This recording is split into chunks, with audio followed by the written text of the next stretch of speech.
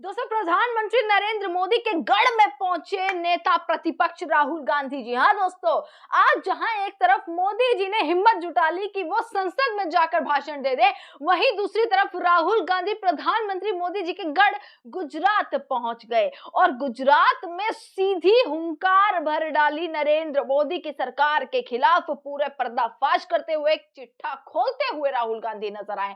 दोस्तों, आपको बता दें, राहुल गांधी आदिवासी सम्मेलन को लेकर जो है वो गुजरात पहुंचे। गुजरात में भी वडोदरा पहुंचे। वहां से भी जो है नरेंद्र मोदी का गहरा नाता है, वहां से भी नरेंद्र मोदी का प्रधानमंत्री का गहरा संबंध है। वहां पर भी जो है आज राहुल गांधी पहुंचे और राहुल गांधी के पहुंचते ही गर्दा उड़ गया। दोस्तों, मैं बोलती हूं कि राहुल गांधी पहुंचे और पूरा का पूरा मंच पर जब राहुल गांधी बोलते हुए नजर आ रहे थे, गुजरात में किस तरीके से भीड़, पूरा ऑडिटोरियम, पूरा जो हॉल था दोस्तों, वो भरा पड़ा था।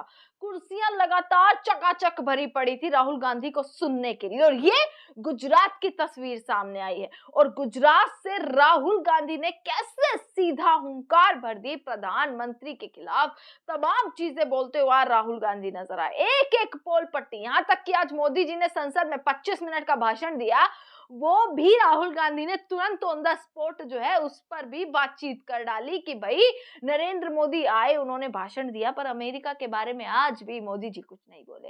ये कहते हुए राहुल गांधी ने दोस्तों गुजरात से हुंकार भरी, प्रधानमंत्री के गढ़ से हुंकार भरी, क्योंकि गुजरात में जल्द चुनाव आने वाला है। तो क्या राहुल गांधी ये तैयारी कर चुके हैं कि इस बार कंपटीशन तगड़ा होने वाला है? और अगर तगड़ा हुआ तो गुजरात तो मोदी जी का गढ़ है दोस्तों। ये लगा लीजिए कि अभी से अगर ऐसा हाल है, अभी आपने पिछले जो उपचुनाव भी देखे होंगे कि कैसे जो है सफाया हुआ भाजपा का, कैसे उसमें आम आदमी पार्टी की जो है वो जीत होती हुई नजर आई, सीट निकाली आम आदमी पार्टी के लोगों ने। तो क्या इस बार मोदी जी अपने ही गढ़ में उनके लिए कंपटीशन बनता हुआ नजर आ रहा है? ये सबसे बड़ा सवाल है। इसी के साथ दोस्तों, क्या राहुल गांधी ने बोला है, क्या तमाम चीजें गुजरात से बोलते हुए राहुल गांधी नजर आए, कैसे हुंकार भरी है, कैसे दहाड़ मारी है और कैसे जो है पूरा हॉल भरा हुआ चकाचक नजर आया है, वो मैं आपको सुनवाती हूं।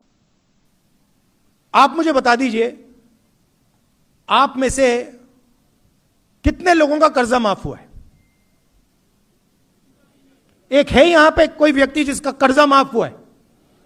नहीं, एक नहीं मिलेगा आपको। पूरे देश में ढूंढ लो, आपको शायद एक आदिवासी ना मिले जिसका कर्जा माफ हुआ हो। और अदानी जैसे लोगों के लाखों करोड़ रुपए कर्जा माफ हो रहा है, रोज उसका कर्जा माफ होता जा रहा है।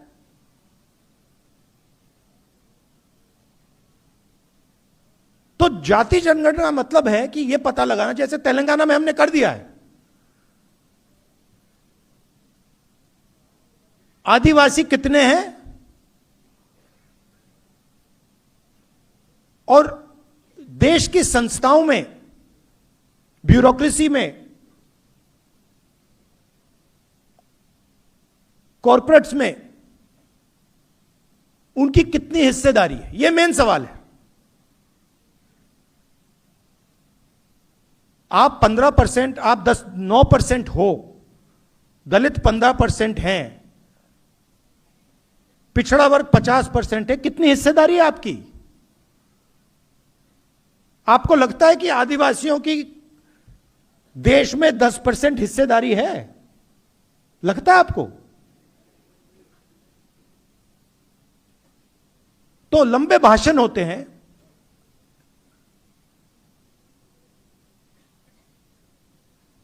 बिरसा मुंडा जी की मूर्ति के सामने ये लोग हाथ जोड़ते हैं और फिर जब पावर देने का टाइम आता है या धन देने का टाइम आता है,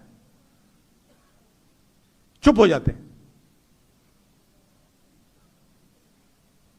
कांग्रेस पार्टी ने मनरेगा किया था। मेरी एक कुछ दिन पहले केरल में डिस्कशन हुआ, एक व्यक्ति मुझसे कहता है कि ये जो आदिवासियों को, दलितों को फ्री में दिया जाता है, ये कब बंद होगा? मैंने उसे जवाब दिया, जिस दिन अदानी अंबानी जैसे लोगों को फ्री में माल मिलना बंद हो जाएगा, उस दिन आदिवासियों का फ्री बंद हो जाएगा। मतलब इनको दिखता भी नहीं है। मनरेगा में व्यक्ति को फ्री में कुछ नहीं मिलता। वो खून पसीना देकर मजदूरी करके उसको पैसा मिल रहा है और उसे फ्री कहा जा रहा है। और अदानी का लाखों करोड़ रुपए कर्जा माफ हो रहा है, वो फ्री नहीं है, वो विकास है, वो प्रगति है। किसकी प्रगति? 90% की प्रगति या 500,000 लोगों की प्रगति? किसका विकास? यह भी सवाल पूछना चाहिए। कहते हैं विकास हो रहा है, विकास किसका? गरीबों का, किसानों का, मजदूरों का या अरबपतियों का? हम पैसा कानून लाए, फॉरेस्ट राइट्स एक्ट, मनरेगा, भोजन का अधिकार, यह सब आपको प्रोटेक्शन देने का था। आपने भविष्य की बात की।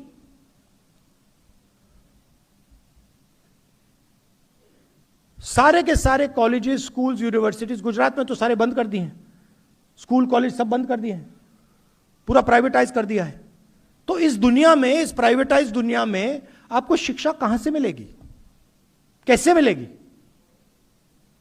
बिना हाई क्वालिटी सरकारी स्कूल, बिना हाई क्वालिटी सरकारी यूनिवर्सिटी, बिना हाई क्वालिटी सरकारी कॉलेजेस आपको शिक्षा नहीं मिल सकती, आपके बच्चों को शिक्षा नहीं मिल सकती।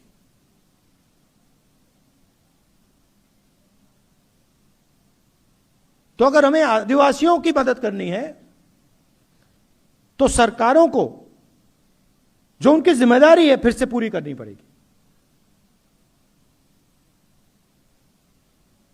सरकारी अस्पताल, सरकारी कॉलेज, सरकारी यूनिवर्सिटी, सरकारी स्कूल हाई क्वालिटी के,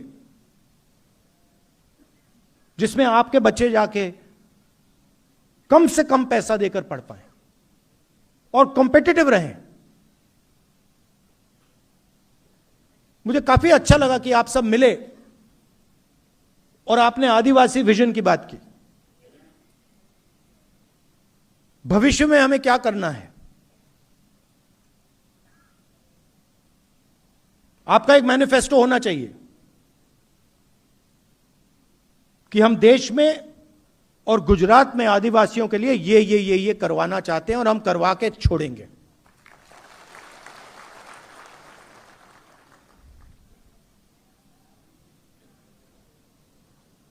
और सबसे जरूरी चीज ये संविधान है। हम शिक्षा की बात कर रहे हैं।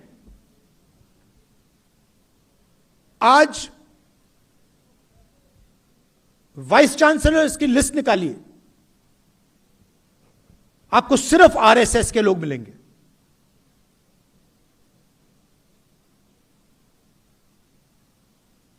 सिर्फ आरएसएस के लोग, उनको कुछ शिक्षा के बारे में कुछ नहीं मालूम, साइंस के बारे में नहीं मालूम, हिस्ट्री के बारे में नहीं मालूम, बस आरएसएस की मेंबरशिप है इसलिए वाइस चांसलर बन रहे हैं। और हिंदुस्तान की सारी संस्थाओं को इन्होंने पकड़ लिया है, घुस गए ये। तो आने वाले समय में आप लोगों को भी इन संस्थाओं को कंट्रोल करना पड़ेगा। जब तक आपके लोग ब्यूरोक्रेसी में, पुलिस में, जुडिशरी में नहीं आएंगे, तब तक आपका फायदा नहीं होने वाला है। और यही आपकी रक्षा करता है। और ये लगे हुए हैं, मैं बता रहा हूं, ये लगे हुए हैं इसको खत्म करने में, क्योंकि इस बात को मानने को तैयार नहीं है कि हिंदुस्तान के हर नागरिक को एक वोट मिलना चाहिए। इनकी थिंकिंग में, इनकी सोच में आप लोग कम हो। आप लोगों को इस देश में जगह नहीं मिलनी चाहिए। वो कह रहे हैं, खुल के कह रहे हैं कि आप लोग वनवासी हो, आपको जंगल में रहना है।